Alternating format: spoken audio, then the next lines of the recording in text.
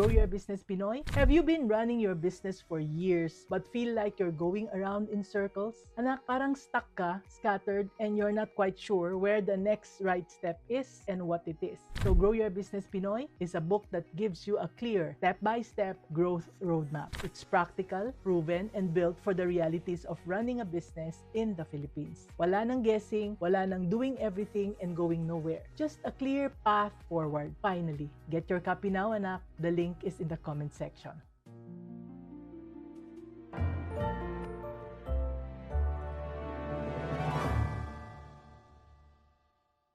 Yan. Hello, beautiful business-minded people! Tuesday na naman at 3 o'clock na naman. So welcome to our exciting episode sa ating Meet My Mentor series. So ang tanong, nako anak, ito ba ang dialogue natin? Maayos ko namang ini-explain sa customer. Sinagot ko naman ang lahat ng tanong nila. Pero sa ending, sige, pag-iisipan ko na lang muna. Yun ang sagot. O kaya, ito naman ang case na nangyari sa inyo, no? Halimbawa, sinabi nyo, nag-follow up na rin ako, nag-reply naman sila tungkol sa presyo, tapos bigla na lang silang nag-ghost, bigla na lang nawala. And let's be honest, anak, minsan gusto nating mag-close ng sales, pero ayaw din nating magmukhang pushy, di ba? Kasi ayaw natin yung mga salespeople na namimilit. Kaya naghihintay na lang tayo na sana bumalik sila. Now, how many times have we experienced this, anak? Ginawa naman natin ang lahat ng part natin, nag-explain tayo ng todo-todo, maayos at sinagot natin lahat ng questions. Pero pare-pareho pa rin ang sagot na, I will think about it. Now, what if I told you na yung I will think about it, hindi yan rejection, hindi yan no. No, it's actually, sabi ng aking mentor, it's actually a buying signal. No? And we don't need to be pushy. We don't need any sales script na napaka-pushy para maayos ito. No? Ang kailangan lang daw natin, sabi ng mentor ko, is to understand what's really going on in our customer's mind. Kaya, today, we will discover yung ating topic na why your customers say, I'll think about it. And ano yung dapat natin gawin? How to fix it? And nandito, para tulungan tayo, ay ang isang very special mentor ko, personally, who is an expert in closing. And today, he will teach us exactly how to turn every I'll think about it into, sige, kukunin ko na. Yan. So, konting intro na lang, no? I'm Mommy N, your Mommy Negosyo, and I've been a business owner for more than 40 years na. I was a Chowking franchisee for 18 years, no? STI College licensee for 28 long years, plus other businesses na too many to mention. Now that I'm retired, mentor na lang po ako at hindi na po ako humahawak ng negosyo. Naipasa ko na po yung aking mga businesses. I'm a mentor helping entrepreneurs like you grow easier and faster. At dahil doon, marami akong mga videos and posts na ginagawa araw-araw para sa inyo para meron kayong matutunan for free. And every Tuesday, free din ito, maraming educational topics na makakatulong sa inyong business. Kaya, to keep updated, sign up dito sa mommynegosyo.com. Please sign up so that makita ninyo, malalaman, matatanggap ninyo yung email namin na nagsasabi kung ano yung mga bagong ganap, ano yung mga bagong guest, ano yung mga bagong topic na pinag-uusapan natin. Kaya, super excited ako anak sa guest natin today. Yan. Ang reason ko kung bakit ko siya pinili at bakit ko pinili yung topic natin today is dahil maraming business owners ang hirap na hirap sa pag-close ng sales. Nag-e-explain sila, sinasagot nila yung lahat ng tanong, pero sa huli, ang sagot sa kanila is pag-iisipan muna namin. O kaya naman, naghihintay na lang sila na sana bumalik yung nag-inquire pero hindi na bumabalik. Kaya nung nalaman ko kung ano talaga ang tinuturo ng guest natin today at kung paano niya natutulungan ang mga business owners na makabenta ng hindi pagiging pushy, alam ko kaagad na siya ang kailangan natin dito sa session na to. Kaya, let's welcome ang aking inspiring mentor. Siya po ang nagtuturo sa akin on how to sell better. This is Mr. or Coach Romel Isla. Yan. Hi, Coach. Welcome. Hello, Mami N. Kumusta? Mabuti naman po. And you, kumusta ka din? Yes, masaya. And medyo pagod kasi may nag-long ride kami sa isang island in Batangas, and I'm happy to be here as well. Okay, great, great, great. No, kilala na kita, coach, dahil matagal na tayo nagtatrabaho, pero ang kailangan natin ngayon is paki-share naman with our viewers a bit about you. No, sino ka ba? Sino ba talaga si Coach Romel Isla? Ano yung ginagawa mo? At why are you so passionate about helping business owners close yung kanilang mga sales? Yes. Okay. Thank you, Mami N. Okay. So, for those na hindi pa nakakilala sa akin, I am Romel Isla. So, dun sa community namin, sa community ng mga freelancers, I am also known as the Savage Closer. And savage not because yung aggressive, yung laging patulaklak, pushy na nagbebenta. It's medyo iba yung medyo iba siya yung reason. It's being savage dun sa society namin before. It's basically like you being relentless in studying your craft, in studying your skills. Kumbaga, savage ka in a sense na you take whatever you can learn. Yung pwede mong makuha. Hindi siya savage na ina-apply sa kliyente. So, para lang klaro, kasi baka mamaya may magsabi na, oy, kailangan savage to pagdating sa benta. Kahit ayaw nila, hindi, kaya mo yan. Lagyan mo ng issue sila para makapag-create ka ng gap. It's not that. So, okay. And early, siguro I'm gonna start with early sales background. Meron kasi po kaming Mami and parang may mini canteen kami, tsaka sari-sari store tabi ng high school or tapat ng high school. Okay. So bilang bata, kahit na introvert ako, napilitan akong makipag-communicate kasi hindi ka pwedeng mahina yung loob, hindi ka pwedeng, kahit na introvert ka, hindi pwedeng hindi ka nakikipag-usap sa mga tao, hindi pwedeng hindi ka nag-aalok kasi yun yung kabuhayan ng negosyo, benta. And I think yung pinaka-start ng fascination ko sa sales started when I was grade 3. Wow. Time na yon. Nagbabakasyon po kami bakasyon kami sa Tarlac, sa Lolo. Tapos meron silang bakery. So ngayon, ako naman nakitinda-tinda din ako for a 10% na 10% na commission. So nung nakabenta ng 200 pesos na pandesal, 2 piso pa kasi ng mga time na yon. Meron kang 20 pesos, which is malaki na kung bata ka pa. Kasi ilang soft drinks na yon, ilang tinapay na yon. And then that's the parang biggest realization for me na pwede naman pala. Kumbaga, may opportunities kung kaya mong magsalita, kung kaya mong makipag-usap. And ang although hindi naman siya nagtagal for me before, parang to me it's just task Para siyang trabaho. Kasi may tindahan kayo, kailangan mo magbenta. Anak ka ng tindero, kailangan mo magbenta. So nag-aral pa rin, nag-aral ng seaman kasi sabi sa amin, pag seaman ka, nandun yung pera. Nandun daw yung pera. Oo naman. Totoo naman ba? Opo, totoo naman siya. It just so happened na yung sa situation ko before, it's just nung nakagraduate na, apply ako sa Intramuros, sa Malate, sa Manila, Makati. Na-try ko ng 12 na companies in a day. Ayan, si Sir Patrick, seaman din daw. Oo. I think experience mo na to, Sir Patrick. Yung nag-apply ka, tapos sa pa lang, sa guard pa lang, rejected ka na. Kasi walang backer, walang referral. Oo. Before, isa yan sa kinakasama ko ng loob. Yung walang referral. Kasi sabi ko, nag-aral naman ako ng mabuti. Bakit? Until I realized na from a business perspective, sa perspective ng negosyo, I think okay siya. Kasi pag nagloko yung seaman na pumasok, they can always parang pwede nilang kausapin kung sino yung nag-refer. So mas mataas yung retention, tsaka hindi masyadong magkakagulo. So medyo naka-move on na ako doon. Kaya lang, there's still the lingering na sabihin na lang natin na regret at saka parang wait lang. Yung sense of comparison. And I think a lot of audience natin dito makaka-relate dito. Yung minsan dumating ka sa punto na parang napag-iwanan na ba ako? Kasi yung mga kabatch ko, eto na sila. May mga kabatch ako na may mga kabatch ako na official na, tapos ako wala, pa rin. Hindi pa rin ako, wala pa rin, kumbaga walang asenso, walang galaw, walang movement. And then doon ako nabalik sa sales. Ang nagpa-strengthen lang nung nung interest ko for it ay way back 2017 nung na-stroke si Papa, si Pader. So na-stroke. And dito ako nagkaroon ng sobrang ng interest with people, like behavior ng tao kasi usually parents, lalo na yung mga tatay, very proud na they can do a lot of things.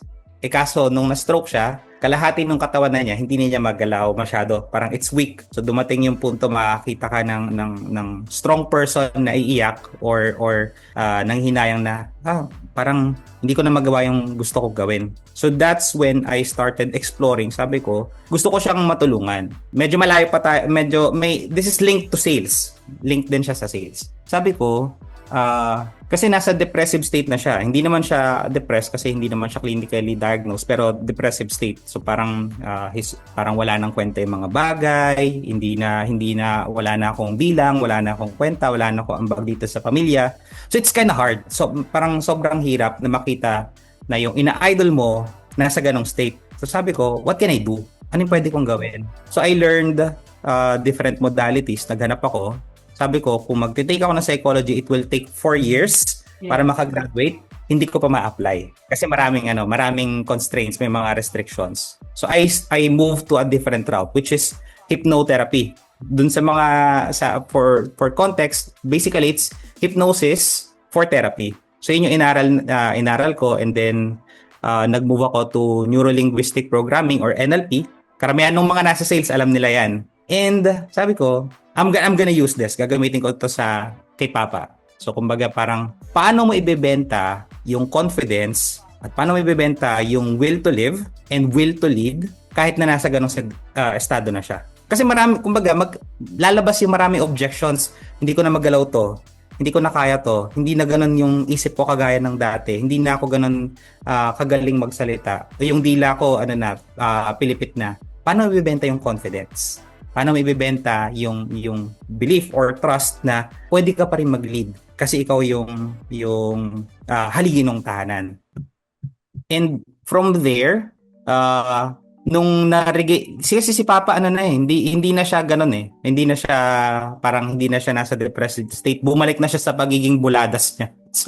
So balik na ulit siya yung medyo may yabang-yabang ng konti, may medyo brazen na ulit. So sabi ko, kung naibenta natin yung ganitong product na 3D product, kumbaga kung naibenta natin yung ganitong concept to someone na parang wala ng pag-asa, I think we can sell. Kaya nating magbenta ng halos kahit na ano, kakayanin natin yon. So that's when I started exploring sales nung naging freelancer ako, and then nagturo na ako ng sales noong 2021. And then 2023, I've been closing deals for clients, mga coaches, agencies, may mga freelancers din. Nagko-close na ako ng 6 to 7 figure na deals for them. And then from there, parang naging mission ko na lang kasi sabi ko nga, kung kaya nating magbenta ng hindi namimilit, ng hindi natin ipinangangalandakan na tayo yung tama doon sa mga taong parang halos wala ng hope. I think people can change yung perspective sa sales. Kasi ngayon, pag sinabing, nasa sales yan, ay, ano yan? Budolero. Yan. Pambubudol. Ayan. Isi-sales stock ka yan. Na para bang sobrang samang bagay na magbenta. So, yun yung kumbaga naging journey, Mami, and from 3 years old all the way hanggang ngayon as someone na nasa sales. Okay, thank you so much. So thank you for sharing that, Coach. Matagal na tayong magkaibigan pero ngayon ko lang narinig yung kwento mo tungkol dyan. And what I am learning is, first of all, ang introvert pala, yung mahiyain, pwedeng magbenta. Yeah. Kailangan mangbudol. Yung pangalawang narinig ko is, kapag matindi ang ating desire na makatulong, lalo na sa sarili nating magulang, magkakaroon ng result. Kasi sa lahat ng bagay na ginagawa natin, kahit na mahirap, pero kung matindi yung ating focus, matindi yung desire natin na makuha yung gusto nating makuha, lalo na para sa ating loved ones, then mangyayari yon. No? Hindi, Yes. walang imposible. And yung pangatlong na natutunan ko sa iyo, Coach, grabe. Hindi ko naisip yung pagbebenta pala, hindi lang ng product, hindi lang ng services, kundi pati rin yung concept, pati yung situation ng tao. Yung pag-convince mo sa mga loved ones mo tulad sa mga anak natin na mag-aral ng mabuti, yung sa ating mga mahal sa buhay, yung pala ay selling din pala. And now you Opo. enlightened me. Thank you for Mhm. that. No? It took me a lot of time, Mami N, kasi kumaga parang pag pumasok tayo minsan sa mundo ng sales, either service or product, yun yung usual talaga na binibenta, which is totoo naman. And then second from that ay parang navi-villainize yung mga nasa sales. Mhm. Yung kumaga common natin marinig, ano lang yan, maboka lang yan, kaya malakas kumita. Introvert. Introvert. Kumbaga, pagkatapos nitong live natin, Mami Hen, sabaw ulit ako. Mahirap akong kausapin. Ayan. Yun yung karamihan na yun yung experience ko. And hindi ako yung tipo na parang na kaya kong magdaldal ng mahaba. May times, yes. If passionate ako doon sa topic, kaya ako madaldal. So I'm not drawing from people's reaction. I'm drawing from within na ito yung topic. So minsan hindi na ako ganun ka-connected with sa tao kaya ang dami ko nasasabi, ang dami ko nakakwento. But as an introvert, one thing na tutunan ko is that kung hindi ka ganun hindi yun yung natural tendencies mo, we can use techniques. Pwede tayong gumamit ng mga techniques. Hindi naman para manloko. Techniques hindi para manloko. Para lang maitawid natin yung dapat nating gawin. Para lang maitawid. For example, sa akin, pagka may mga nakakilala sa akin, pero ako, nahihiya ako na tanongin, uy, ano nga palang pangalan mo? Kasi parang, pag tinanong ko, ibig bang sabihin nun, I did not pay attention to you? Hindi naman. Kumbaga, hindi naman sa hindi ako nag-pay attention. It's just hindi ko lang talaga nakuha. So, pagka may event, ang ginagawa ko, ito fun ito. Sana hindi gamitin ng iba. Or, this is funny. Pagka may event, ang ginagawa ko, kilala kita. Tapos sila, ay oo, ako si... Tapos magpapakilala na sila. So, hindi ako napipilitan na, uy, anong pangalan mo? Yun lang yung ginagawa ko. Kilala kita. Ay, gusto ko yan. Ganda niyan.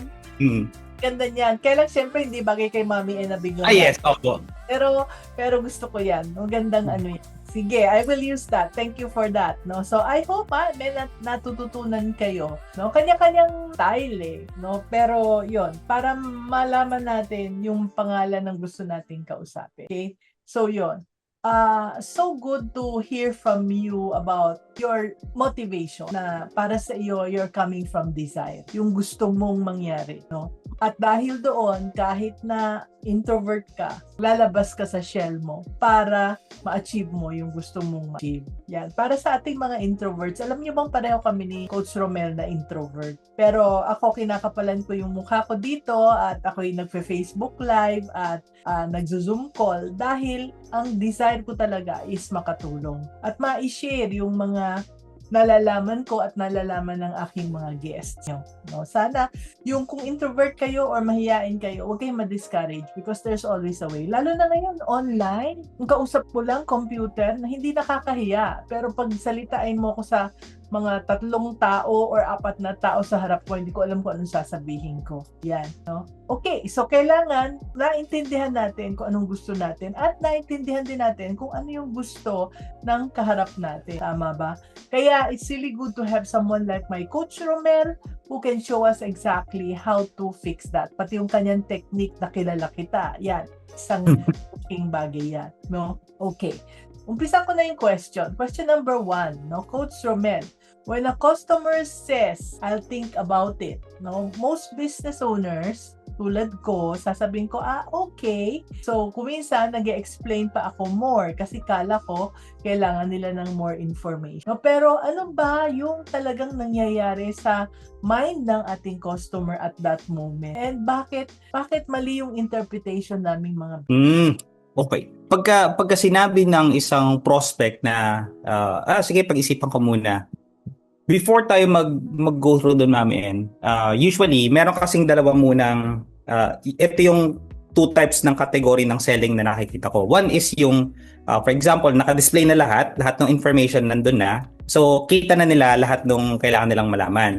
The other one naman, ito, common to sa mga mas malalaking deals ng mga ng business. For example, sa mga coaching or mga package na program or mga services or mga events. So, ito yung common na dalawang route. It's either naka-display na lahat ng info, yung isa naman malalaman during conversation or during meeting or minsan calls. Now, pag pinag-usapan yung tungkol sa pag-isipan ko muna, yung objection ay hindi siya nag-exist nung sinabi na yung presyo or na nagbigay na ng information. Hindi siya doon nag-exist. Hindi na parang nung sinabi natin yung information, doon na siya lumabas. Ang totoo po niyan, nag-i-exist na po siya bago pa yung call. Bago pa tayo kontakin, bago pa sila magtanong na information sa atin, meron na silang objection in their mind.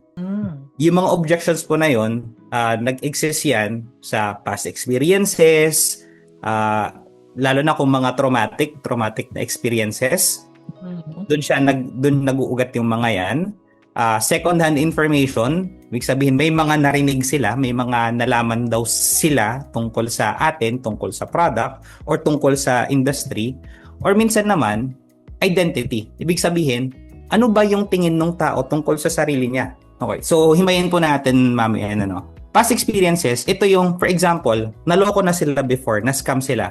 Na-scam na sila ng isang coach or na-scam na sila ng ibang tindahan, ng ibang negosyo. Malaki yung tendency na kapag nakipag-usap na tayo, sige, pag-isipan ko muna. Why? Kasi ayaw nilang ma-scam ulit. Ayaw nilang maloko sila ulit. So yun yung isa. Second would be yung second-hand information. Kaya dito malaking tulong yung kapag kung negosyante ka, maganda na nagko-content ka, nagpo-put out ka ng content para mabasag mo or mabigyan mo ng lamat yung ibang doubts. Yung doubts yung lalagyan natin ng lamat, hindi yung negosyo. Para may lamat yung doubts. So if, for example, you put out case study, nag-put out ka ng proof na gumagana yung binibenta natin, of course, mababawasan yon. And then, yung pangatlo ay identity. Ibig sabihin, ano ba yung tingin ng customer sa sarili niya? Example, may mga negosyante na hindi bumibili agad. Kaya nila sinasabing, pag-isipan ko muna. Why? Bakit kaya? Pagka sinabi nating identity, merong mga buyer na, ang tingin ko sa sarili ko, ang identity ko ay ma-wise buyer. Matalino akong buyer. So, ang matalinong buyer, hindi basta-basta naglalabas ng pera. Or, cautious kasi ako na buyer. Or, matipid ako. Or, matalinong buyer ako. Or, hindi ako nauutakan na buyer. And every time na nasasagi yung identity na yon, nag-i-step back yung mga yan. Okay, so, kaya yun yung nagiging problem kapag the more tayo na, by the way, meron pang ganito. By the way, ito pa, meron kaming ganyan. Siya nga pala, meron pa pala kaming ganito. Another feature, another reason kung bakit mo bilhin, the more silang umaatras. Kasi, sa identity nila, ang tingin nila, matalino akong buyer, hindi mo ako mapapabili agad. Tapos, the more natin sila na kinukulit. The more natin na pinapakita, hindi, ito pa, meron pa kaming ganito. The more sila na mag-analyze, the more nilang i-delay yung decision. Kasi pagka sinabing pag-isipan ko muna, hindi yan whether naniniwala ba sila or hindi dyan eh. May factor, yes. Pero karamihan dyan, tungkol yan sa kanila at sa kung ano yung naranasan nila in the past. So, ang common na masasabi ko when it comes to that ay, wag muna tayong mag-push. Tayo yung mag-step back. Tayo yung mag-step back muna. And then, tignan muna natin, ano yung reason kung bakit nila sinasabi na pag-isipan ko muna. Hindi, and we don't want to be aggressive as well. Kailangan hindi rin naman tayo aggressive na, ayun, pag-iisipan mo, nandito naman na lahat. Or, hindi, okay yan. Huwag kang mag-alala. Pagkakatiwalaan mo naman ako. We don't want to push it. Kasi the more we push it, the more silang nag-guard up and the more sila nag-i-step back. Tapos tayo habol. Tapos sila atras. Tapos tayo ulit habol. So, parang tinuturuan natin sila ngayon kung paano tayo iwasan, natitrain yung utak nila kung paano tayo i-reject nang hindi tayo nasasaktan. Okay, so that's also, yun yung number 3. And then pang-apat, part of it is nice lang talaga yung mga tao. Sobrang nice lang ng mga tao na ayaw nilang makasakit ng damdamin. Kaya instead of saying na, ayoko, hindi ako interesado dyan, then just say, sige, pag-isipan ko muna, babalikan ko kayo. Tapos hindi na tayo babalikan. It's them nicely saying na, I don't think I need this, or tingin ko hindi ko pa to kailangan. But instead of me saying na, no, sa harap mo, I'll just parang sabihin ko na lang, I'll just use the excuse na, sige, pag-isipan ko muna. So coach, ang ibig sabihin noon, kapag sinabi nilang pag-isipan ko muna, back off tayo. Opo. Yes. Opo. Kasi karamihan dyan, hindi yun tungkol sa atin. It's about them. Tungkol sa kanila. So, parang imagine natin na, kunyari may kwentuhan tayo, nagkukwentuhan tayo, maganda yung conversation natin.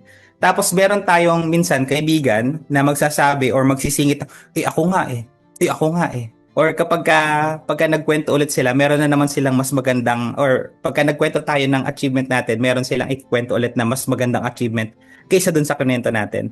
Parang nagiging ganun po yung dynamics, which makes the interaction hindi siya pleasant. Tapos sa magkakaibigan, minsan may mga nice, oo nga, ay ang ganda, uy sobrang nice nun, pero hindi bibili. So ang pagdating sa ganong klase ng interaction, better to step back a bit and then try to understand from their perspective. Kailangan nating maintindihan from their perspective. Pagka sinabi na nila na sige, pag-isipan ko muna. Instead of pag-iisipan mo?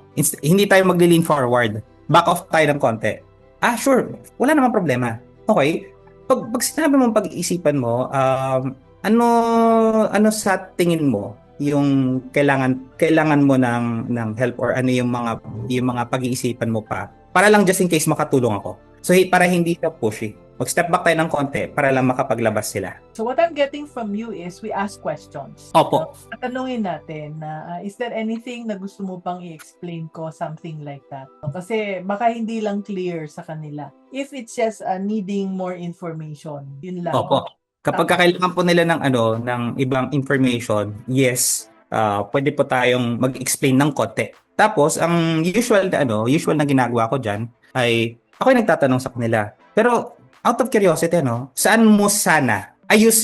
Kung makapansin niyo po, gumagamit ako ng tinatawag natin na language softeners. Ibig sabihin language softeners para lang mas madaling tanggapin or mas malambot ng konti. Hindi strong yung dating ng question. Kaya gumagamit ako ng parang, sa tingin mo, or medyo, or sana. I use those words para hindi nila ma-feel na pinupush natin silang bumili. For example, instead of me saying na, saan mo ba gagamitin? It's a strong assumption na bibili ka na. Pero pagka tinanong ko, saan mo pala sana gagamitin? Yung instinctive na response ng tao, oo kasi meron tayong feeling na meron tayong parang impulsive reaction na, kailangan ko palang sagutin to. Instead of me asking, sino pala yung gagamit? Sino ba sana yung gagamit niyan? Step back tayo ng konti habang nagtatanong tayo ng question so that they'll be more obliged or mas feeling nila na safe silang mag-open. Wow. Opo. So yun, yeah. So, you were saying, coach? Opo. Yun yung ginagawa ko to make them feel secured in making the decision. Kasi whenever we try to push them, ito normal na mechanism ng tao to. Kapag ka natutulak sila, lalaban yung mga yan. Di ba? Parang pagka nasa may sulok na tayo, gipit na tayo, talagang na tayo, medyo palaban na. We don't want it to be in that state. Ayaw natin na nandun sila sa estado na yon. Kasi pag palaban yung mga yan, lalo nilang tatayuan na hindi ako bibili. And ang laging nasa isip ko dyan, Ma'am En, if you want to help the person, we don't have to force them. We just have to lay it out properly to them. Kailangan mailatag lang natin na mabuti sa kanila so that they can make better decision. Nasanay kasi tayo before, especially yung dati, yung old style of selling na ang nakakaalam lang na information ay yung mga nagbebenta. Limited yung information. And dahil limited yung information, pwede tayong magsabi ng kung ano-ano, ng madami, features and benefits and whatnot. And maniniwala sila kasi we're the only ones na nakaka-hold ng information. Pero in the internet world, and plus AI, pwede na silang mag-research ng lahat ng information na kailangan nila. Ang panlaban na lang natin dyan, or ang edge natin bilang tao, is the experience. how did we make them feel during the buying process? Anong pakiramdam nila habang bumibili sila? Kasi kapag naramdaman nila na parang ginigipit natin sila, pinipilit natin sila, we're forcing them, we're manipulating them, the more they'll try to stand their ground, and in their head, ang nasa isip na lang nila, how can I say no? How can I say no? How can I say no? How can I reject this? How can I say no? Wala na. Kumbaga, ang programming sa utak nila, i-reject tayo. So yun yung iniiwasan natin. Hey, thank you very much for that, no?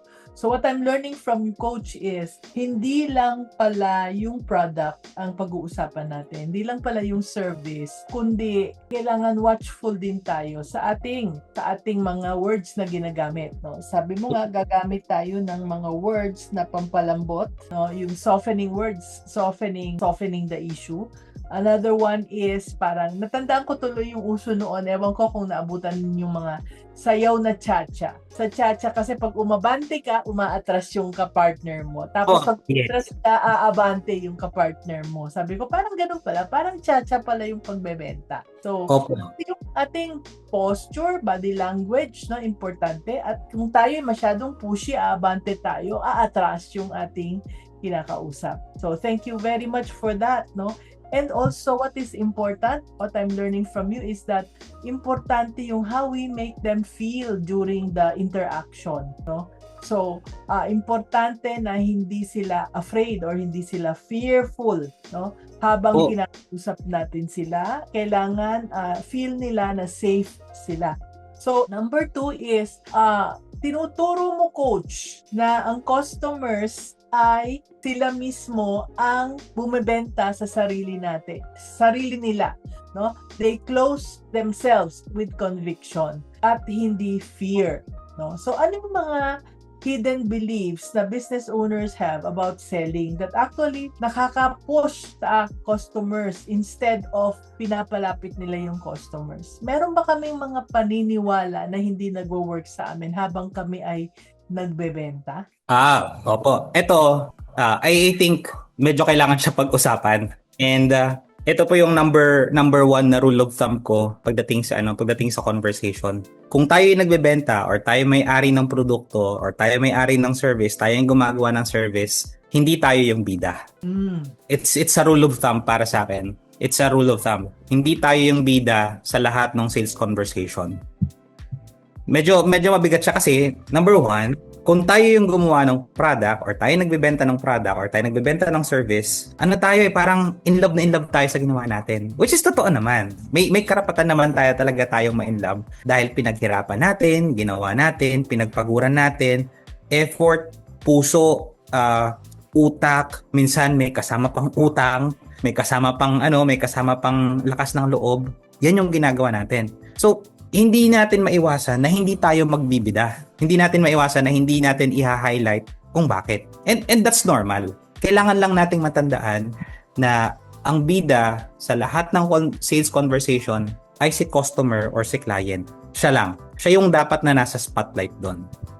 Kasi kung hindi nila makita yung sarili nila sa current situation ng pinapresent natin, hindi rin nila nakikita yung sarili nila sa future situation. Ibig sabihin, pag dumaan sila sa service or sa product na binili nila sa atin, hindi nila makita yung sarili nila na ginagamit yon or nagbago yung buhay nila, na-transform yung buhay nila.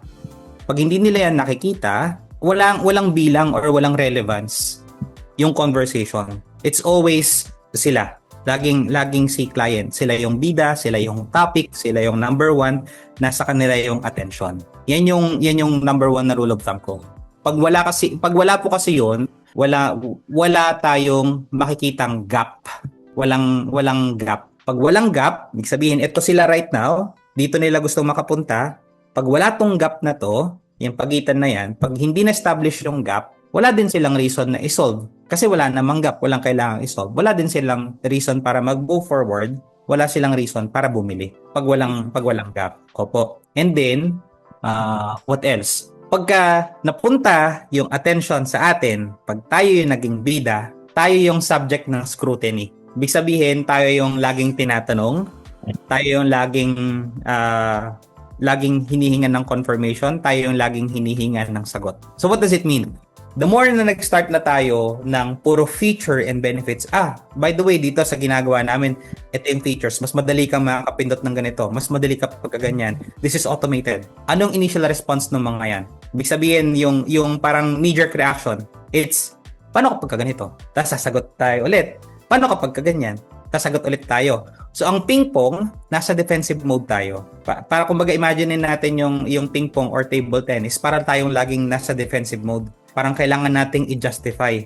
Kailangan nating i-prove na gagana or okay or working tong ginagawa natin. Which is not a good position kapag nasa sales conversation tayo. And lahat ng yan, nag-ugat the moment na nilagay natin yung spotlight sa sarili natin. The spotlight should be on them. Pagka nasa conversation, we ask them, okay, ano pala yung situation niyo right now? Bakit niya pala naisip na mag-hire ng catering? Wala kayong wala nang time para mag-asikaso. Okay, got it.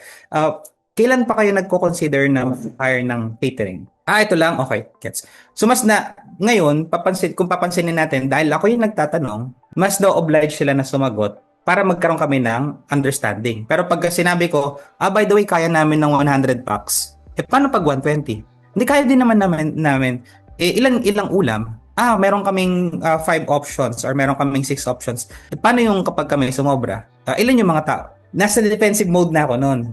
And then, the more ako na nasa defensive mode, nagmumuka akong naghahabol ng sale. And kapag ka naamoy, pag naamoy ng customer na mukha tayo naghahabol, bumababa yung value natin. Diyan din yung time kung bakit tayo laging hinahanapan ng tawad, hinahanapan ng discount. Kasi bumaba na yung perception ng value nila sa atin. So, kumbaga, if there's one hidden beliefs for business owners, Mami N, na kailangang tandaan ng mga tao or tandaan ng mga negosyante sa lahat ng sales conversation, hindi tayo yung bida. It's always the customer. It's always the client. Okay, thank you for that, no? So, parang ang ganda nun, ang ganda nung kwento mo at ang ganda nung pagka-bigay mo ng example, coach. Parang na-clarified ako. Noong una kasi sabi ko, paano kaya yun? Paano gagawin? So, what I'm getting from you is that hindi dapat na nasa mindset ko, pag ako ay nagbebenta, hindi dapat na nasa mindset ko na kailangan ko tong i-close tong deal na yon. Kasi ako, para maging magaling. Lumabas na ikaw magaling, ang dami mong alam, no? Yun, that is one, dahil ako ang bida. Hindi ako dapat ang bida, no? Second is, hindi ako dapat ang bida. Hindi din dapat yung product ko ang bida. Hindi puro I will tell them about, itong aking ganito, ang coaching ko ay ganyan, ito yung mapapala mo dahil ganito ako ganito kagaling itong coaching ko, etc. Ito yung every 6 months ang aking coaching at every other week tayong magmi-meet. It's not about my product. Or etong libro ko, pag nabasa mo to, may makikita kang meron kang makikitang ganito at meron kang makikitang ganyang lesson. So, dapat pala, hindi yon. Kundi, ang nakita ko sa demonstration mo, coach, is nagtatanong ka ng question. Again, I would like to emphasize that tanungin mo ang customers mo or tanungin mo yung nag-i-inquire kung ano ang kailangan nila dahil hindi ang product ko ang bida, hindi ang services ko ang bida, hindi yung ako ang bida, kundi sila ang bida. At ang importante is malaman ko kung ano yung kailangan nila. Ano yung problema nila, ano yung gusto nilang mangyari. Sabi mo nga, from point A to point. Tama ba, coach? Did I get it? Opo. Right? Yes. Opo. Perfect po. Sobrang perfect, Ma'am N. Kasi ano po tayo again, the tendency ay i-highlight natin what we tried to or what we created for them. Normal na reaction yan. Normal yan. Yun din yung reason kung bakit ko siya nire-raise up. Kung bakit ko siya gustong maintindihan ng mga tao. Kasi dahil yun yung normal, nakakalimutan natin na wait lang. Oops, hindi ako yung bida dito. It has to be the class. It has to be the client. Medyo po ako sa ganyan, Ma'am N, parang minsan pinag-iisipan ko mabuti. For example, bakit laging sinasabi na do not judge the book by its cover? Bakit siya laging nire-remind sa atin, do not judge the book by its cover? Kasi by nature, mapanghusga ang tao. And that's okay, that's normal. Ang reason kung bakit nanghuhusga ang tao is for survival. Survival instincts po ng tao 'yan. Same din dito. Survival instincts din natin, and minsan parang part ng yung kumbaga we want to feel good, we want to feel good sa sarili natin bilang business owner. Binibida natin na syempre pinaghirapan natin, totoo naman. Totoo naman na magaling. Opo. It's just kapag ka nasa sales conversation tayo, as much as possible, ito please sana tandaan to ng lahat. Hindi tayo yung bida. Ang trabaho natin ay maging salamin, number 1, at spotlight. Salamin at spotlight.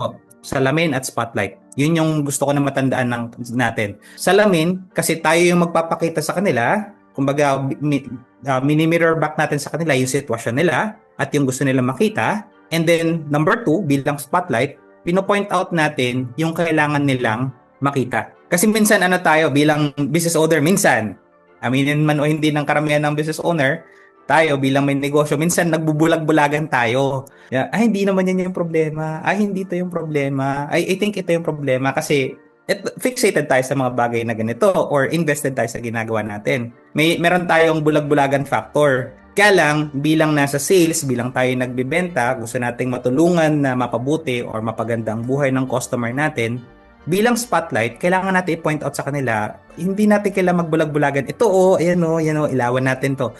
Nandito yung problema. Ito yung reason kung bakit nag-i-exist yung problem na yan. So yun yung yun yung two rules po natin. Dalawang problem. Yan. Opo. Okay, great. Ang ganda.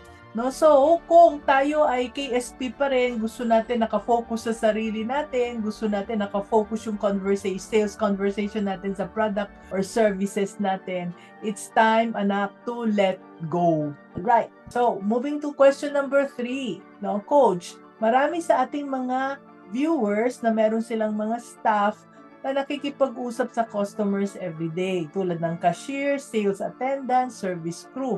Ano yung one biggest mistake na etong mga frontliners natin ang ginagawa nila na parang nagagalit or nag-walk away na lang yung mga customers na hindi na bumibili? I think ang pinaka-common po dyan ay yung ano ba sasabihin to na mas maganda? Hindi nagbabasa. Okay. When I say hindi nagbabasa, parang hindi natin nababasa yung right information or kung sino yung kausap natin. For example, imagine may customer na pumasok if sa may mga cellphone store, may mga nasa cellphone store for example. Okay. May lumapit na or may naghahanap ng phone. Okay. Tapos yung salesperson, ang sasabihin niya agad, sir, ito po yung latest model namin. Mas mabilis po yung processor niyan. Snapdragon na po yan. Mas maganda po yung camera. Tsaka naka-sale po kami ngayon. Sobrang ganda po nito. Ito yung latest. Napanood niyo po ba yung sa promotion ni Zeiss? Yun yung partner nitong brand namin. Tapos ang lumapit ay senior citizen. Hindi nag-make sense yung approach kasi hindi natin binabasang mabuti yung context. Hindi natin binabasa mabuti yung situation. For example, ang dami nating sinabi na bagong feature, bagong model, sino yung ka-tie up, anong company yung gumawa, sobrang sikat sila. But ang question, is that relevant for them? Kung yung customer natin ay senior citizen na mother na gusto lang ng merong magamit para mag-communicate sa mga anak niya na for example, nasa abroad na, nakahanap ng mas magandang buhay, gusto lang nila makipag-usap sa anak nila via video call, via chat. Hindi nila kailangan yung kung sino yung partner, sino yung gumawa, anong brand and whatnot, hindi yon. Pero kung nabasa natin or nag-step back tayo, tinanong natin, ma'am, ano po ba yung hinahanap ninyo? Saan nyo po ba sana gagamitin? Gusto ko makausap yung anak ko. Okay. Makausap, saan po ba sila? Nasa Germany. Okay. Kung yun po yung kailangan ninyo, gagamitin nyo rin po ba for text? Or mostly pang lang po, chat at saka call lang sa kanila. Chat at call lang. Okay. Siguro i-recommend ko po sa inyo, huwag niyong bigyan ng iPhone 17 Pro Max. Okay, hindi yung kailangan nila. Ang kailangan nila, just enough para makausap yung anak nila. So wag na natin ibalandra yung mga features, yung mga benefits, yung mga bago.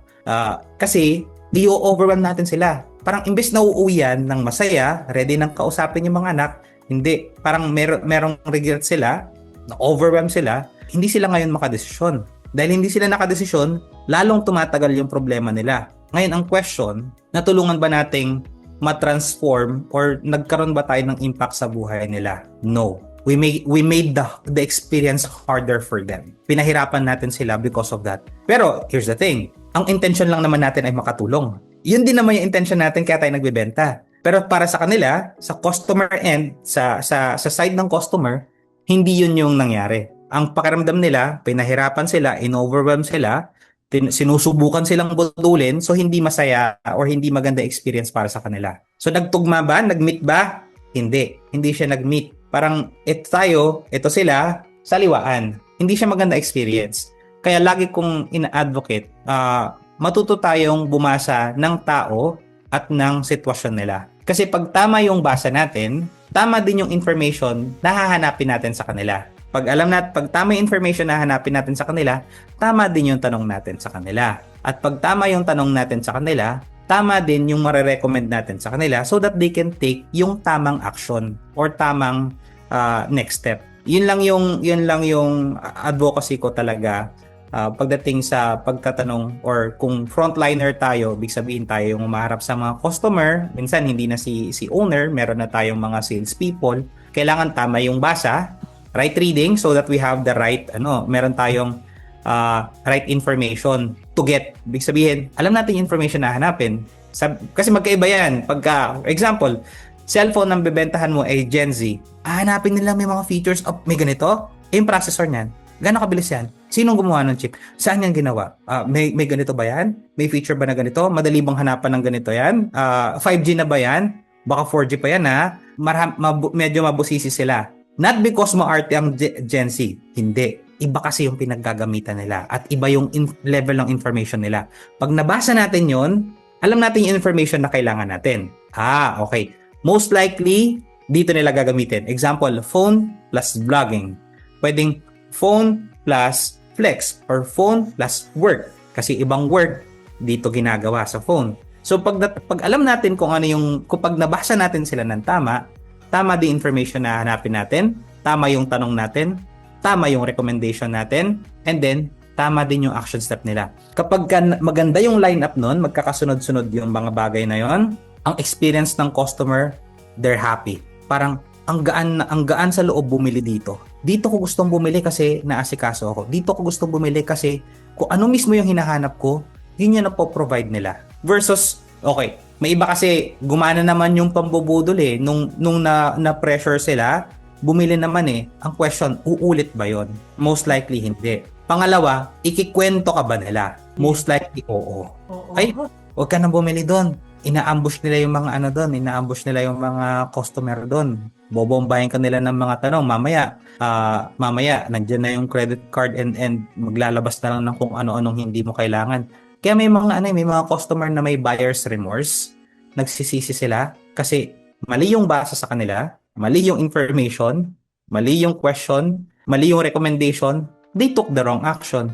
Parang imbis na ikaw yung nakita nila na nagbigay ng magandang impact sa akin, for example, isa akong nanay na gusto ko lang makausap yung mga anak ko. Imbis na nag-uusap na ako ng masaya, may anxiety yan. Babalik pa ba ako sa mall? Babalik pa ba ako? Dadaan pa ba ako dyan? Kasi they have a very, very terrible experience. So please, huwag nating bigyan ng ganong klaseng experience yung mga customers or kliyente natin. Yeah. Thank you, Coach, no? Grabe. Alam mo, pet peeve ko, Coach. Pag pumasok ako sa isang tindahan, lalo na pag jewelry store, pagpasok mo pa lang, paglapit mo pa lang sa estante, hindi ako tatanungin kung ano yung hinahanap ko. Bigla na lang sasabihin sa akin na, Ma'am, 35% ang discount namin ngayon. Para bang nakaka-insulto? Para bang, hindi ko ba kayang bilhin yan? Parang ganun, di ba? Opo. Mataas ang pride ko, pero mukha ba akong barat? Parang ganun, nabibigyan pa pera mo sa akin kaagad yung discount. Kahit na totoong barat, pero hindi dapat ipakita. So what I'm learning from you dito sa pangatlong question, Coach, kanina sabi ko nga, sa first two questions is, hindi tayo basta daldal ng daldal. Kailangan nating alamin tungkol sa customer, no? Kaya kailangan nating mag-ask ng questions. Pero dito sa third question ko, ang natutunan ko sa iyo is hindi muna tayo mag-ask ng question. ang una nating gagawin ay mag-observe, makinig, magbasa, no? Ito na siguro yung aking last question, Coach, kasi overtime na tayo. Nabanggit mo na gumagamit ka ng NLP or Neuro-Linguistic Programming sa iyong sales training. No? In simple terms, ano bang isang NLP technique na pwede namin gamitin? No? Kaming mga small business owner, pwede namin gamitin para makatulong kami sa isang customer na nag-aalangan pa na mag-decide. Okay. Kung gagamit po tayo ng NLP na technique, ang mare-recommend ko, na-mention ko na po yung isa kanina, which is yung language softeners. Language softener, alright. Language softeners. Kumbaga, ito yung pangtanggal ng resistance. Instead na kukunin nyo po ba, pwede tayo magtanong ng kukunin nyo po ba sana? Kasi kapag meron tayong pasubali na ganun, yung parang hindi sila napipilitan na it's either this or this, pag hindi sila napipilitan, mas nag-open up sila. Yung open up, hindi natin goal na mag-open up sila para mapilit natin. Okay? Ang goal natin kung bakit natin sila gusto mag-open up ay para makuha natin yung perspective nila. Ibig sabihin na makuha natin yung perspective, makuha natin kung ano ba talaga yung tumatakbo sa isip nila, ano ba talaga iniisip nila, ano yung kinakatakot nila, ano yung considerations nila. So, yun yung one. Second ay yung tinatawag natin na presupposition or presupposing. Opo. Ipine-presuppose na natin. When I say presupposing, we're slightly assuming na mag-go sila. Pero, yun yung approach or way natin para magtanong. Instead na tatanungin natin na gusto nyo po bang kunin? Ready na po ba kayong mag-decide? Sobrang open-ended. Gusto nyo na po bang kunin? Ang laki nung door, kasi may mga doors tayo kapag ka nagde-decision yan, parang imaginein po natin na may mga pinto na binubuksan yung mga yan. Yung pinto na yon, yun yung pipiliin nilang papasok. Pagka tinanong natin, gusto nyo po bang kunin? Parang nakabalandra ang laki nung door na no. So, pero pagka gumamit tayo ng presupposition or pinapresuppose natin, if ever po na mag-decide kayo na mag-move forward, ano po ba yung mas fit na way ng payment para sa inyo? So, where instead na yes or no, cash or card, hindi. Pag-move tayo doon sa cash or card na kung sakasakali po mag-move forward kayo, ano yung tingin nyo na mas okay na arrangement para sa inyo? Okay po ba sa inyo ng one-time payment or gusto nyo hatiin natin? So, yun yung approach na pwede natin gamitin. Ngayon, Romel, hindi ba ibig sabihin yan, we're trying to manipulate them kasi inaalis natin yung ibang option sa kanila? No. Actually, ang ginagawa natin dito is tinutulungan natin silang strengthen yung reason nila whether to buy or not. Kasi kung hindi talaga nila kaya, kahit na anong presupposition ang gamitin natin, hindi bibili yung mga yan kasi nga hindi dapat. Hindi dapat. Pero kapag nag-presuppose tayo, tapos gumamit tayo ng language softener, nilalagay natin sila sa better position para magdesisyon. So kapag nasa better position sila para magdesisyon, tinutulungan natin silang ma-overcome yung fear in taking action. Okay? So pababawi natin ng konti kasi medyo malalim siya. Earlier, dun sa mga first part, ang naging topic natin revolves around ang objection ay nanggagaling sa past experience, lalo na kung pangit yung past experience nila, at saka identity. Ibig sabihin, ano yung tingin nila sa sarili nila? Matalinong buyer ako, hindi ako basta-basta na nakukumbinsi. Kaya hindi sila magde-decide. Okay, ang presupposition naman, tinutulungan natin silang i-bypass yung past experience nila. Example po ang past experience nila, naloko sila before. Pwede tayong gumamit ng sample na kung sakasakali po na magtiwala po kayo, ready na po kayo mag-move forward, we're presupposing. So, kumbaga parang na-bypass na natin yung resistance nila. Ano po ba yung mas okay sa inyo? Gusto nyo po ba na may mas madalas na calls? Or gusto nyo po ba na kapag may kailangan kayo, tsaka lang kami magre-respond? So, tinutulungan natin sila. Kasi kapag ang position nila, ibig sabihin, yung pinanggagalingan nila para magdesisyon ay galing sa takot, galing sa trauma, galing sa past experience, galing sa unhelpful na identity, asahan natin hindi magdedesisyon ng maganda yan. Or laging defensive yan. Okay. So, ang question, naniniwala ba tayo na yung produkto o yung serbisyo natin ay makakatulong sa market natin? Kasi kung yes, I encourage you to use presupposition at saka language softeners. Kasi kailangan natin silang ilagay sa lugar na pag nagdesisyon sila, nasa empowered state sila. Hindi na nasa may limiting beliefs, hindi nasa past experience yung basehan nila ng desisyon. Nagde-decide sila kasi nakita nilang mabuti kung ano yung kailangan na mangyari. So, yeah. Kung gusto nating matulungan, mabawasan or mawala or mabawasan yung objections natin, especially yung I'll think about it, ito po yung gagawin natin. Sa umpisa sa initial part pa lang, alamin na natin kung ano yung magiging objection nila. Okay, so ang question, Romel, paano yon? Coach Romel, paano yon? Simple lang.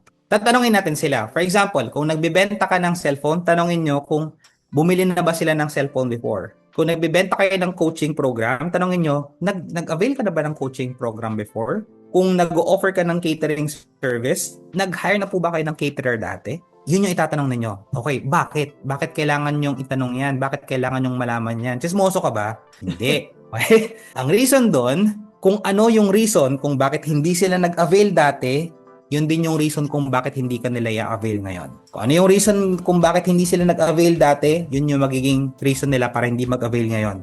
At kung ano yung past experience nila na pangit dati, ipo-project nila sa iyan. O kasi na-scam ako dati. Nag-hire ako ng coach tapos wala naman nangyari sa akin. Baka ganyan ka din. Hindi naman sasabihin yung baka ganyan ka rin, pero in their head, yun yung nasa utak nila. So ngayon, yun yung magti-trigger para sabihin nila, sige, pag-isipan ko muna. So kung gusto natin na mawala, mabawasan, ma-eliminate, or at least mabawasan yung objection or mapahina yung objection na I'll think about it. Nasa may kalagitnaan pa lang kayo or sa initial part, bago kayo mag-discuss ng any features, any benefits, any pricing, tanongin niyo muna, by the way, ito out of curiosity pala, no? Nag-hire ka na ba ng consultant dati? Nag-hire ka na ba ng mentor dati? Nag-avail ka na ba ng catering dati? Pagka sinabi nila na, ay oo kaso hindi sila nag-deliver eh. Ngayon, alam mo na kung saan mo iiwas yung sarili mo. Alam mo kung ano yung i-highlight mo later kasi hindi sila nag-deliver. Tanungin mo, when you say hindi nag-deliver, ano ibig sabihin nun? Para matulungan mo sila at alam mo din yung iiwasan mo. Pag sinabi naman nila, tinanong natin, nag-hire ka na ba ng caterer dati? Tapos sinabi nila, hindi pa eh. Okay, talaga? Bakit ka pala nag-hire na ng catering ngayon? Bakit kayo mag-catering ngayon? Kasi dati parang hindi. Kasi gusto namin madali lang yung buhay, wala kaming problema. Kung may usapan na pagkain, nandoon na yung pagkain. Gusto lang namin magse-celebrate, kasama kami sa celebration. Ayoko nang ako pa yung mag-aasikaso ng lahat. Okay. Okay. Ngayon, may idea na tayo kung ano yung gusto nila. From there, so ang objection nila, sabihin na lang natin, sinabi nila before, tinanong natin sila na, nag-hire ka na ba ng catering dati? Hindi pa kasi yung mahal eh. Asahan nyo yan.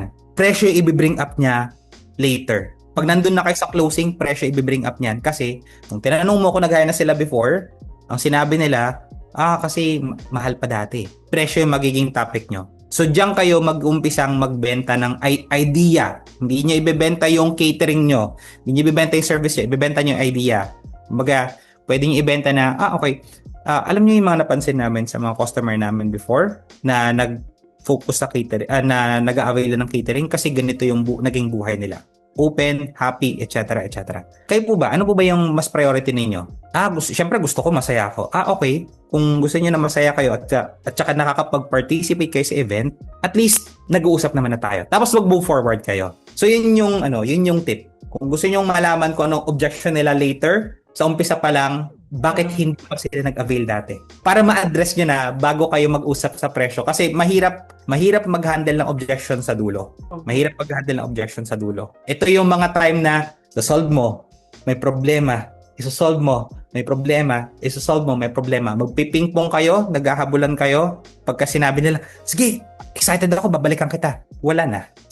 So sana nakatulong yan. Yes, very helpful, coach, no?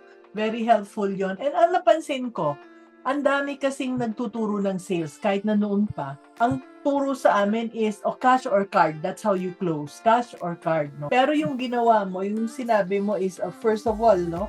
Other than the language softener, yung presupposition. And ito ngayon na na-present mo is yung surfacing the objection even early on, no? At kung minsan, kunyari, ito yung objection, pero pag nagtanong ka pala nung question, for me, that's your golden question, no?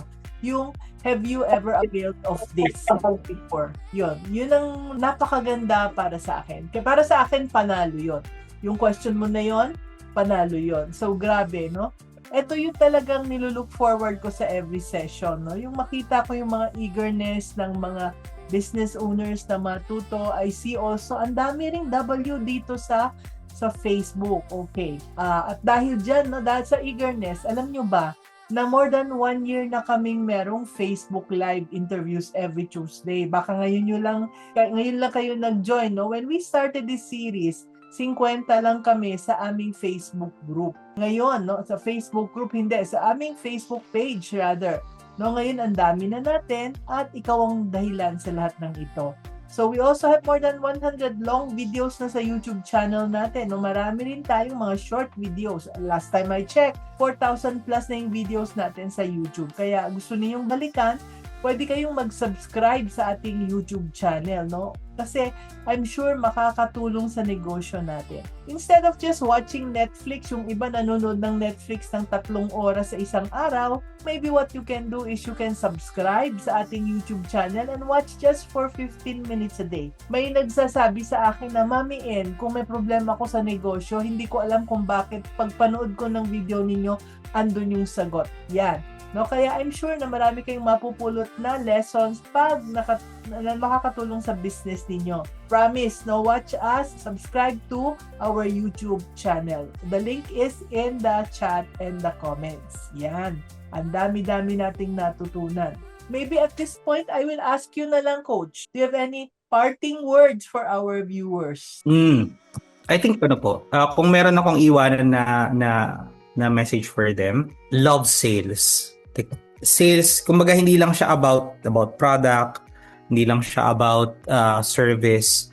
Sales is when nagbebenta tayo ng concept, nagbebenta tayo ng security, nagbebenta tayo ng pag-ibig, of course. Parang we're selling our love to our kids, we're selling future to our kids, we're selling education to our kids. It involves sales.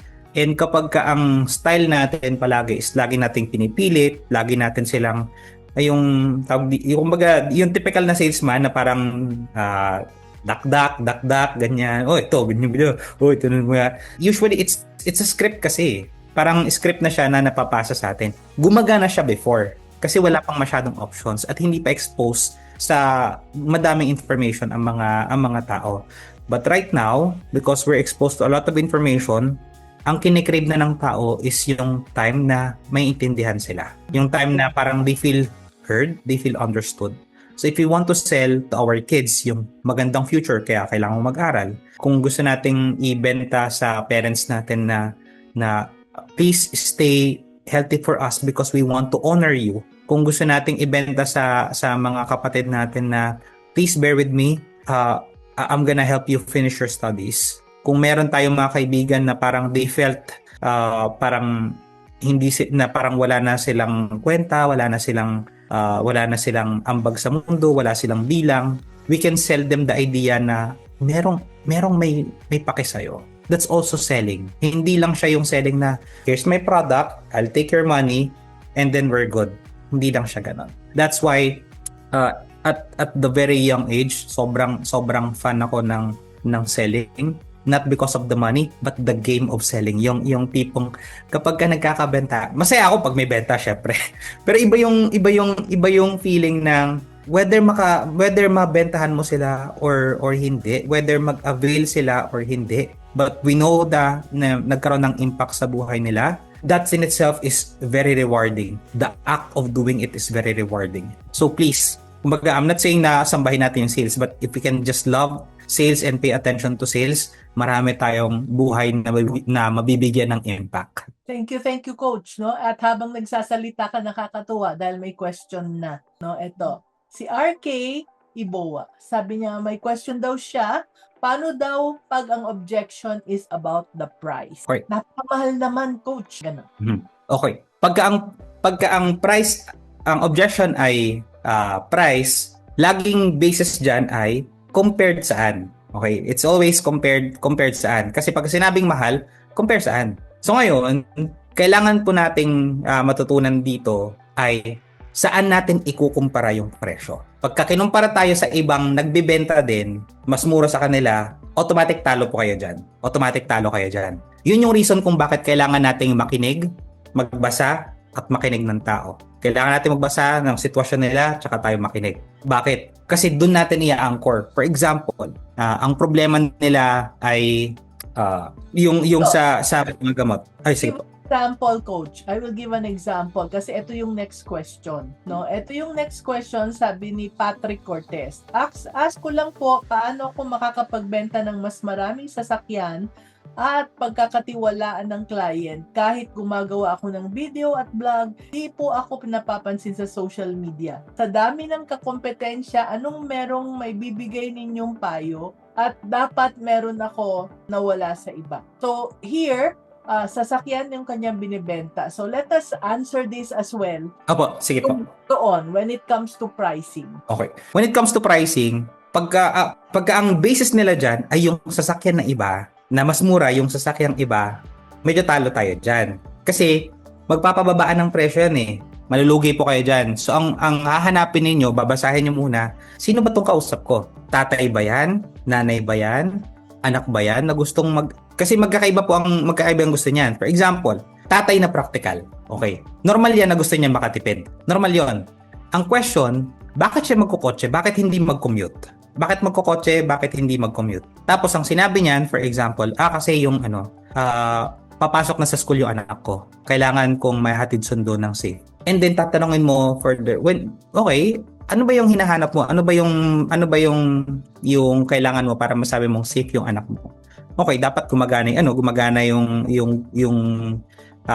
tawag dito, yung bintana kasi kailangan safe siya doon, tapos yung aircon dapat maganda yung buga, malamig, hindi ko na kailangang ipaayos masyado para kapag sinusundo ko yung anak ko, hindi siya hulas papasok at komportable siyang lalabas ng school. Doon natin i-base yung presyo. For example, let's say 200k or 170. Okay, for the next 6 years na ikaw yung maghahatid sundo sa anak mo, and you want to make sure na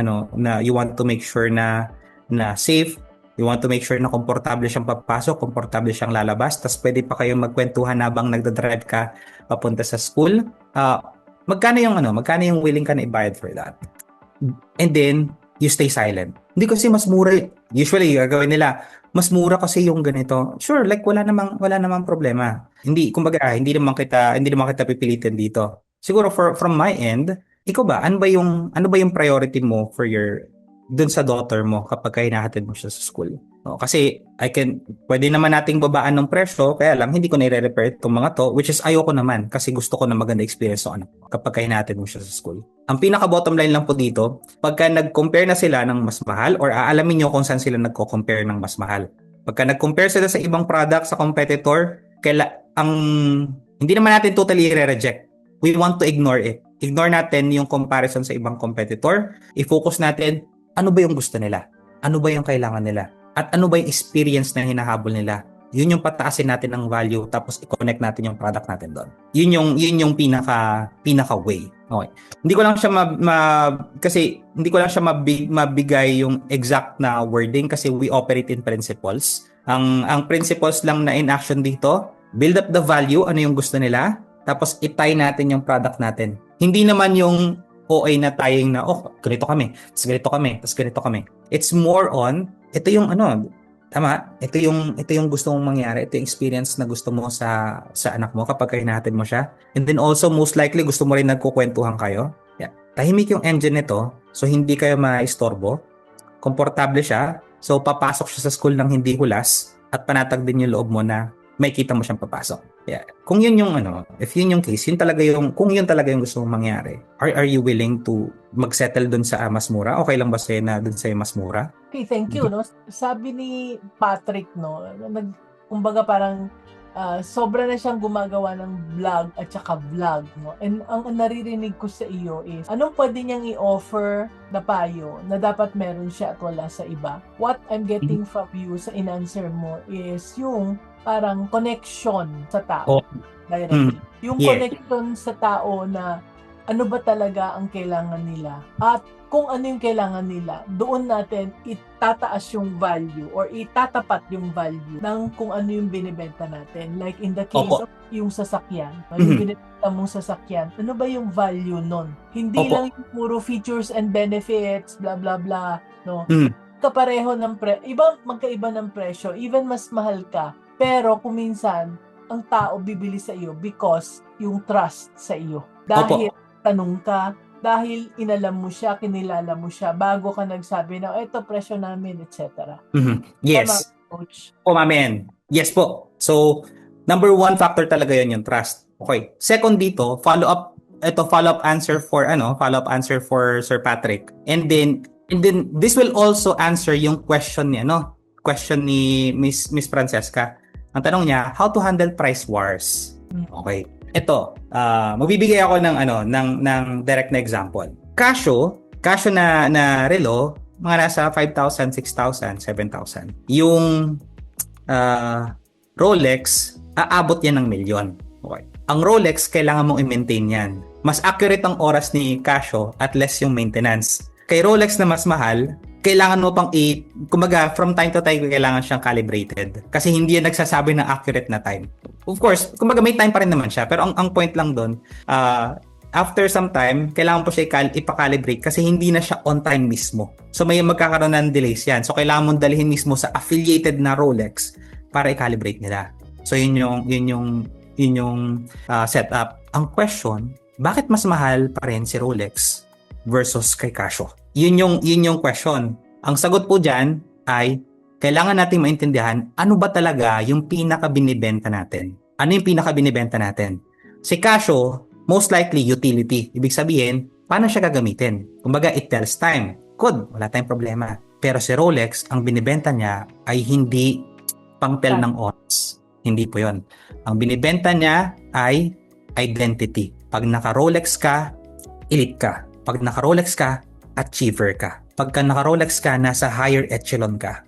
Nandito ka sa community, nasa top of the food chain ka. Ganong klase kang tao kapag naka-Rolex ka. So, hindi niya binibenta yung oras. Ang binibenta niya ay identity, pagkatao, pagkakakilanlan. So, same with whatever we're selling, kung ano man yung binibenta natin, kailangan nating linawin ng mabuti, ano ba talagang binibenta natin? Kasi pagka nagbe-base tayo sa utility, ibig sabihin, ano yung paggagamitan niyan, meron at merong mas mura sa atin. Kasi mas mababang quality, pwede. Pwedeng mas mababang labor cost. So, mas mura na sila. Talo na tayo agad doon. So, ang panlaban natin dyan? Magbenta tayo ng hindi binibenta ng competitor natin. Ano yung hindi binibenta ng competitor natin? Experience, identity, emotions. Ano yung nararamdaman nila whenever they transact to us? Same goes with yung mga bags. May mga bags na mas mura sa Divisoria. Tapos may encounter kang Louis Vuitton. Bakit mas mahal sa kanila? Bakit ang kapal ng margin nila? Bakit mas kumikita sila? Kasi hindi sila nagbebenta ng bag na lalagyan natin ng gamit. Same din yung tasa or bags. May mabibili ka sa mga bangke-bangketa na 150 na lalagyanan ng tubig. Pero may mabibilin ka din ng aabot ng 500 pesos, aabot ng 1,000, 1,200 na aqua flask. Pareho lang din naman nalalagyan yun. It's because they're selling identity. Pag naka-aqua flask ka, syala ka, yayamanin ka. Pag nakaganito ka, ito ka. So, to answer your question po, both kila Francesca, kila Sir Patrick, ganyan, linawin natin ano ba talaga yung binibenta natin. Pagkaklaro tayo anong binibenta natin sa kanila, mag-double down tayo doon. Kung magko-content pa kayo, yun yung i-highlight nyo palagi. Na bida pa rin. Okay. Number one pa rin, syempre, bida pa rin si customer. Bida pa rin si clients. Pagka sila yung laging bida dyan, alam nyo yung papasok sila sa vlog ninyo, ibig sabihin ng papasok, it's like magro-roleplay sila sa utak nila. Pag nag-roleplay ba sila sa utak nila, na nandun sila sa sitwasyon na yun, nakikita ba nila yung sarili nila bilang bida? Or nakikita ba nila yung sarili nila na bilang biktima? Dalawa po yan. Pagka nakita nila yung content nyo, pag ako nandyan, bida ba ako o biktima ba ako? Kung gagawa po kayo ng content para mag-promote, para i-highlight, and then later on makapagbenta, gawin nyo po silang bida. Yung parang pagka na-imagine nila, pagpasok nila sa sasakyan, parang, ganito, ito pa lang yung trabaho ko pero meron na ako sasakyan. Tapos you make them feel na, ano ba yung pakiramdam kapag kakasama mo yung anak mo, nasa may backseat siya or nandyan siya sa harap, okay yung seatbelt, gumagana, tapos nagkukwentuhan kayo. Anong pakiramdam nun? Kailangan niyo paramdam na sila yung bida dyan. Whenever na sila yung bida, gusto nilang mag-act dun sa role na yon. At para mag-act sa role na yon, kailangan nilang bilhin kung anong ino-offer mo. Ang ganda, Coach. Thank you very much. And last question, how many times will you try offering your product? Kapag nag-no na sila at first and you step back, should you try again after a couple of weeks or months? Okay. Yung numbers po nito, Miss Crisel, ay nakadepende during the discovery or during the sales conversation. Kung merong need at good fit, kumbaga kailangan nila at yan yung mismo, pwede kayong mag-offer ng 2, 3, usually bibili na yan. Kumbaga, kung may logistical problem lang sila, kunyari, wala pa yung budget ngayon, or may in-expect sila na darating, tapos hindi dumating, so pwede nyo silang balikan. Pero, kapag nakita na natin na hindi na talaga good fit, hindi naman talaga yan yung kailangan nila, we could just walk away from the sale. Or, ako, isa sa ginagawa ko, nag-apologize ako. When I say nag-apologize, hindi naman yung nag-apologize na parang manipulative sad boy. So, hindi naman ganon. It's more on, Miss Crisel, I think na nagawa ko naman na yung lahat ng kaya kong gawin to help you clarify kung ano yung pinakakailangan mo. And then, nakita naman natin na it's not a good fit. I apologize for not being able to help you sa ngayon. Sorry kung hindi kita natulungan sa ngayon. Moving forward, pag may nakita po ako na good fit mismo dyan sa kailangan mo, kung merong ibang service provider or merong ibang nagbebenta na eksakto mismo yung kailangan mo, okay lang ba mag-connect ako sir tapos i-endorse ko siya sa inyo? And then if they say yes, may reason ka para mag-follow up. It's either, ay Ma'am Crisel, nakita niyo na ba yung hinahanap niyo regarding sa blank? Or are you still looking for solutions na may blank na na-mention niyo last time? If they say yes, okay, sige, I'm just checking lang po kasi naghahanap din ako around, or kung may nakita kayo, I'd like to introduce you si ganito. Kasi I think sila yung makakatulong sa'yo right now. Okay lang po ba na i-connect ko kayo? If they say yes, you did a great job. Okay na yon. Hindi naman tayo actively na maghahanap tayo talaga ng solution sa kanila. Pero pag naka-encounter tayo, please do so. Kasi pwedeng si client right now na hindi good fit, hindi natin mabentahan, kung may kakilala sila na pwede nila tayong i-refer because we help them, malaking value yon. Okay, thank you, Coach. I think that was very helpful. No, so maraming salamat ulit, Coach Romel. And it has been an honor to have you here. And now, ano yung surprise natin, Coach, sa kanila? Okay. For those nagstay and then mga nandito din sa dito sa my live, even sa my Facebook, I've created a playbook. So meron tayong playbook dito on how to stop over-explaining during the calls sa mga sales conversations natin. Kasi for the most part, ito yung common na nangyayari. The moment na sinabi ng client or ng prospect na pag-isipan ko muna, may tendency tayo na, ay, meron pa pala ito, at saka ito, at saka ito, at saka ito, at saka ito. At saka, by the way, gusto mo, dagang ka pa ng ganito eh. O sige, ito pa, lagay pa natin yan. Napapa-over-explain tayo at saka napapa-over-deliver tayo nang hindi naman dapat. With this one, sa playbook natin, I'm gonna share with you ano yung reason kung bakit tayo nag-over-explain at paano natin may stop yung over-explaining. Kasi kapag the more tayo na nag-over-explain, para siyang ganito. The more na tumataas yung over-explanation natin, the more na bumababa yung trust. So para siyang inverse proportion. The more tayo na nag-over-explain, the more na bumababa yung value, the more na bumababa yung trust. With this playbook, ipapaliwanag niyan, bakit ba tayo nag-over-explain? Kailangan maintindihan muna natin yung sarili natin kung bakit yan nangyayari. And then, second part of that ay bakit nakaka-lower ng trust yung over-explaining. Tapos yung pangatlo, anong gagawin naman natin? Yung shift natin from there. Paano natin may iwasan na, hindi na tayo mag-over-explain? Paano tayo makakaalis dun sa convincing trap? Natatrap kasi tayo na kailangan nating kumbinsihin sila. Paano tayo makakalis doon? Bakit nagre-resist yung mga prospect or clients kapag pinipressure natin sila? At ano yung ano ba talaga yung role natin? Ano yung bagong role natin? Instead na convincer, taga-kumbinsi, ano yung pinaka-role natin ngayon? At ano yung mga rule of thumb? Ibig sabihin, madaling tandaan na principles ng sales na pwede natin gamitin para hindi na tayo mag-over-explain. So yeah, all that playbook for 199 pesos if you go to this link. And then, hindi to kasama dun sa hindi siya kasama dun sa instruction. Wala siya dun sa may sales page niya. But, I'm gonna give you free consultation calls. Pag may kailangan kayo for calls, sa lahat lang na mag-avail ito, I'm gonna give you free consultation calls. Ask me lahat ng kailangan nyo or ano yung problem nyo sa sales. Upuan natin yan. I'm gonna even give you some roadmap kung ano yung kailangan mo improve, ano yung kailangan mong tutukan, at ano yung kailangan mo na alisin. That way, you can sell more, you can close better deals, you can close higher deals. So, yun. I hope na pick up nila. Yan. So, thank you very much for this very, very informative na sales playbook that we can get at only 199. Napaka-generous ni Coach Romel. Okay, ganyan talaga, every Tuesday, meron kaming guest na sobrang generous sa information, hindi lang sa pagtuturo, kundi sa kanilang mga surprises. So join us again next Tuesday for an exciting episode of our Meet My Client series. So maraming salamat, Coach. So yon, maraming salamat uli, Coach Romel Isla. Maraming salamat uli sa lahat ng nanood ngayon. And I hope to see you next week. And until then, keep shining and keep being business-minded Pinoy. Bye for now. Hi, thank you po.